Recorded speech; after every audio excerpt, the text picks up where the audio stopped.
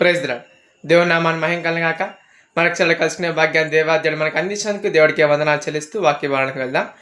ఈ దినమందు మనం సామెతల గ్రంథం 10వ అధ్యాయం 24వ వచనం కన్నా మనం చదివినట్లయితే దాన్ని బట్టి మనం ఏం నేర్చుకోగలమంటే, మనం ఏదైనా కావాలని కోరుకుంటే అది మనకు దొరకకుండా పోతుంటుంది. రెండోది ఇంకోటి ఏమిటంటే, మనం ఏమైతే వద్దనుకుంటుంటామో అదే మనకు జరుగుతుంది. దీనికి కారణం ఏమిటని సామెతల గ్రంథంలో భక్తులు వివరిస్తూ ఉంటాడు. అది ఏమిటంటే భక్తి లేకపోవడం.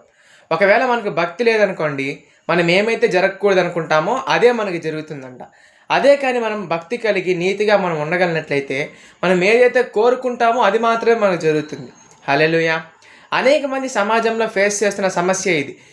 అలా జరగకూడదు అనుకుంటే ఇలా జరిగిందే, మనం ఒకటి అనుకుంటే ఇంకొకటి అయ్యింది అని బాధపడుతూ ఉంటారు. కాబట్టి దాన్ని బట్టి మనం ఏం నేర్చుకోవాలంటే, యేసు ప్రభుల వారి యందు భక్తి కార్యం మనం పెంచుకోగలిగినట్లయితే, ఆయనతో గడిపే సమయాన్ని పెంచుకోగలిగినట్లయితే, నాకు కూడా అనేక సార్లు అది జరుగుతూ ఉంటుంది. నేను ఒకటి అనుకుంటాను కానీ ఇంకోటి జరుగుతుంది. దానికి కారణం ఏమిటంటే నాలో కూడా భక్తి లేకపోవడమే. భక్తిని మనం పెంచుకోవడానికి దేవుడు ఒక రిమైండర్ లాగా దాన్ని ఇస్తూ ఉంటాడు. నువ్వు అనుకున్నది జరగదు, వేరే జరుగుతుంది. అది కూడా మంచిగా దేవుడు నిర్ణయించి ఉంటాడు. కాబట్టి భక్తిని పెంచుకుందాం, అడిగింది పొందుకుందాం. ఈ వాక్యం దేవుడు దీవించి ఆశీర్వదించును గాక. ఆమేన్.